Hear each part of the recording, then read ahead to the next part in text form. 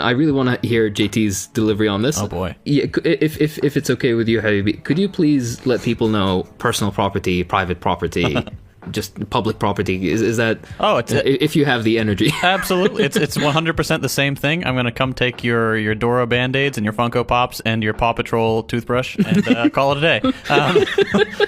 This morning, I had to explain again to a commenter. It's every single week. The difference between personal and private property. I'm like, all right, if it produces capital for you, if it's like on private land, say it's a factory or a hotel or some agricultural land, and you use it to generate capital, that's private property. If you have it in your home, if it's your sick skateboard with the Jigglypuff deck, or if it's your vintage GameCube controller with the C-stick worn off, or if it's your Donkey Kong amiibo, that is your Dragon dildo. Personal property.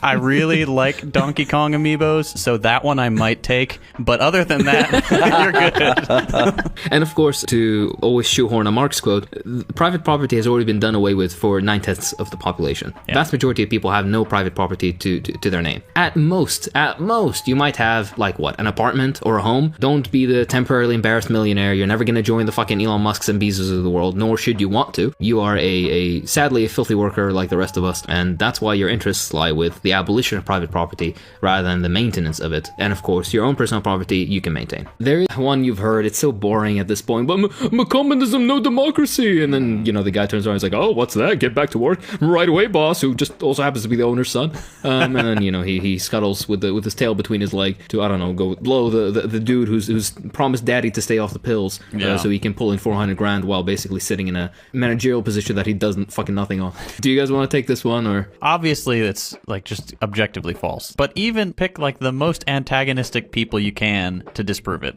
And so that would be the CIA. They had a report on Stalin specifically, talking about, the whole strongman dictator myth was largely a fabrication. Even under Stalin, there was significant democracy in the Soviet Union. If the CIA is saying that, what do you have? Like, what defense can you possibly have? It's just absurd. The presentation that you see in the media or in history books, usually bourgeois history, is very flawed because the concept of democracy that they have not only is different, but it's an even fuller democracy. And you can always compare it, of course, to your own country, the United States, who claims to be the most democratic country on earth, the freest and all that.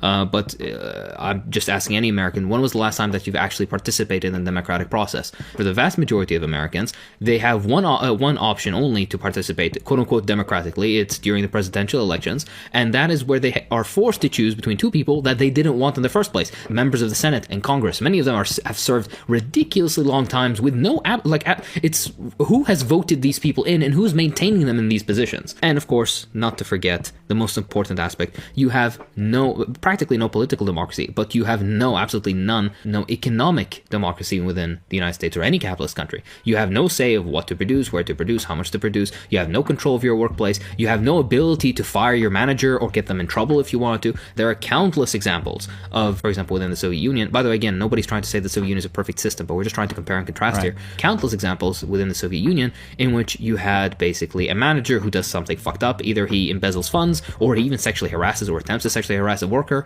And they basically just go to the party committee, which was in every workplace, and they tell them, hey, yeah, this happened. And then guess what? The manager gets fired. Right? They almost always sided with the workers. And that's something that doesn't happen in the United States. They really don't even want us to vote, like even once every 4 years. The amount of voter suppression we've seen, the gerrymandering, the voter ID laws, just making it incredibly difficult to even cast a ballot should show what the elite think of even electoral democracy. But you're absolutely right. The economic democracy is a far bigger problem. I mean, every social model which has ever existed, from, I don't know, the first one that we know of that use the term democracy in ancient Greece, had the same democracy applied to only 5% of their population. The rest were poor or slaves or women.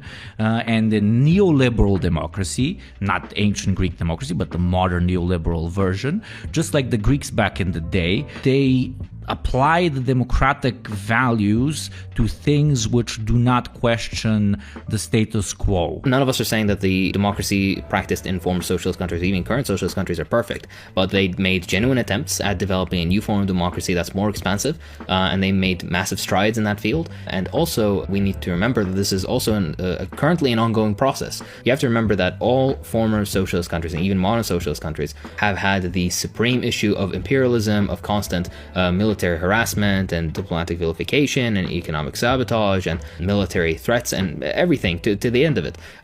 Trying to practice an all-encompassing and unlimited democracy under these incredibly strenuous conditions is, I think, naive to expect of them, and also sadly would weaken the internal security of the state. And as a result, we end up, of course, with these contradictions of developing socialism, in which, like, we want to have all expansive democracy, but at certain levels they have to be limited. For example, you shouldn't be able to give democratic rights to, I don't know, like fascists, for example. Landlords shouldn't be able to come together, band together, and make their own little group and vote and stuff. Maybe in a more mature, developed socialism that is less threatened, this can be done away with, but as things stand, we always have to be pragmatic about our approaches. Not be dogmatic, of course, and just try to replicate what happened before, but also be pragmatic. Now let's get to a more fun one. Basically, I remember this was one of the first things that I would hear. So a chat comes up to you and you're talking about socialism. He's like, but under communism, you're just gonna, in the middle of the night, you're gonna get a knock on your door, and then the KGB will come and they're just gonna lick your balls. They're gonna take you into a dark alley. They're gonna lick your balls. They're gonna suck on them too. They're gonna be very kinky, and it will be very uncomfortable for you, unless you're into that. In which, well, I mean, all power to you. But what do you guys have to say about the KGB coming and licking your balls in a dark alley? Of course, it has to be in the middle. They always say knock on the door in the middle of the night. It can't be at 2 in the afternoon. It can't ever be, it's like, oh, lunchtime, right? Like a more convenient. It always has to be in the middle of the night. I mean, that is true. That will happen. Yeah. I just heard, in my head, I just heard the fucking cyberpunk music. The second he says, like, oh yeah, well, yeah, that's gonna happen.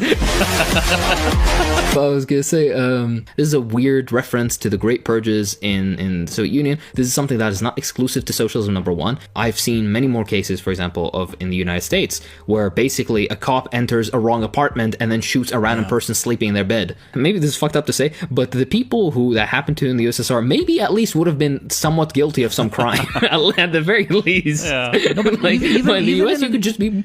Even in an argument that they weren't, and oh my god, the KGB and the local police killed so many innocents, arrested so many innocents. If all of those quote-unquote horrible arrests, which happened, for example, in the Soviet Union, should be applied to communism as a whole, we should also look at the victims of capitalism in the country, which has the largest prison population to have ever existed. And with all due respect, in the 60s, in my opinion, already a bit too late, but in the 60s in the USSR, the last gulag was closed.